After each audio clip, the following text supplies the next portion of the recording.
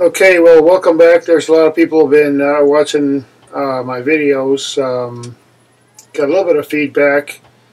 I always appreciate it. I'm just trying to contribute my 2 cents here regarding the subjects that I talk about. I've done a lot of research. I consider myself more of a reporter. I'm very grateful for a lot of experts who are traveling around the world and sitting in libraries and looking through old books and so on and trying to figure out the answers to a lot of questions that I and many other people have. And so that's why I started my section on the YouTube with a lot of videos about various types of mysteries and questions that people have. And one of the big subjects that I've talked about before and thought about a lot is time. And one of the things that becomes really obvious when you start looking into ancient history and geology and so on is that our perspective as human beings has to change, because the way we look at time, even if an individual lives a really healthy life and they manage to live 100 years and while that time they didn't have a lot of distractions and they studied a lot, they would still probably sleep a lot. And when they're little, let's say they started studying diligently when they were 7 years old, how much can anybody learn about? First of all, you have to learn about the time that you're in. Then you have to learn about the past, certainly, and how we came to be in our particular era. And then people generally start thinking about, well, what can you do to apply what you know toward the future? And our perspective changes because we get humble. A rock lasts a really long time. Some countries have lasted a long time. Some buildings have lasted a long time. I mean, we have to feel some kind of awe. I mean, we're nothing. We're just dust. We come here, we have our opinion, we look at everything, say, wow, look at that, look at that, look at that, and study this, study that. What's it all about? Then we die. And, you know, ancient cultures, they had, believe it or not, you know, when there was a time when there was no technology, people had a lot more time on their hands, generally, to do things. There was a book called The Affluent Society. I believe it was John Galbraith's, an economist. Anyway, he studied a lot of people around the world, and apparently there was this one tribe that he came across down in Africa, southern Africa, I believe, and they had a lot of time on their hands. They didn't have to hustle every day really hard to work and get all their food, and you know, they got within a few hours every single day, they got plenty of food. Then they go back and they relax at their house and talk and think and play games and enjoy their life. And they called them affluent because their food was available. They didn't have to work very hard. So they had a lot of time on their hands. Now,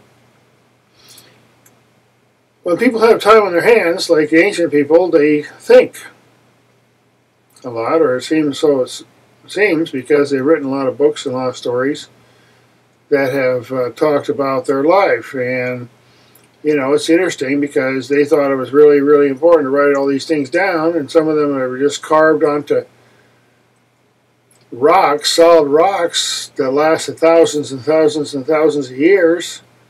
They must have thought it was pretty damn important to say what they were saying. So, and also the nature of the way they built. So they had a very different idea of time because, you know, they had a lot of time to think about stuff, and maybe, even though they didn't have computers, they had a lot of time to figure out different kinds of math. Like, for example, the Egyptians, they used a type of math based on a base 60 and division by 6 and 12 and common denominators like that, like 360 and so on. Now, they were able to do pretty big calculations that had to do with basically astronomy, because if you use the common roots for the periods that you're looking into, for example, let's say 360 day times, or 365, they had a way of figuring out certain equations pretty quickly. Now, the Indians, the Hindus, had a really tremendous interest in time, and they had leaves of calculations that went back for like ages. Their ages, they had like 1,000 of these ages makes a Mahayuga or whatever, and then there's like unbelievable calculations, and basically it was all about astronomy. So, to get back and to our subject of time, I mean, there's a large scale time that most human beings don't think about. We go, oh, I'm 100 years, okay, I'll be dead by then. I mean, but there are people in the past who have thought about those things. And then, of course, there's the future, and a lot of times we don't even want to think about the future very much either. Or maybe we do. We imagine the future, but we don't want to think about, whether we might not be able to fill all our dreams before we actually kick the bucket. And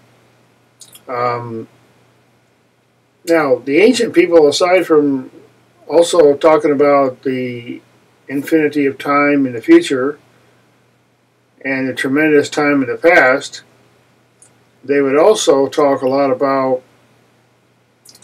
moment by moments, just tiny fragments of the moments. Now, in a couple of our other segments, I was talking about how animals perceive time very differently. Now, a snail, you whiz by a snail and they won't even notice you're there, because if they're sort of like fixated on things like big trees that never move. That's all they really have to be concerned about, where they're going, basically what's ahead of them, but they don't, if someone's jumping over them, it doesn't really matter to them. Now imagine a human being. There might be some beings that are basically jumping over us and all around us, but we're not, we're just in our world, so time is something that past cultures, for thousands and thousands and thousands of years, they lived according to a certain time, they watched the stars, and they had some things to say about it. Now, whether we in our modern world want to look at it or not, that's up to us, but it seems to me that it makes sense to do that. Now, I was just watching a show just recently, and the History Channel was saying that even in the 1920s, people thought the whole universe consisted of our galaxy. Whoa, our galaxy has 100 billion stars. Now, there are places out there they know now that they look out there, and what they think is what looks like a star is actually another whole galaxy with another 100 billion stars. So, now, we have to break our segment here shortly because the YouTube pause, I should call it. Now, I'm going to, just before I go, I'm going to recommend this beautiful book I'm going to talk about next time, The Golden Thread of Time by Crichton Miller. Fabulous book about ancient navigation, and I'm going to get into that, but this is an incredible book. So I'm going to pause right here and do the editing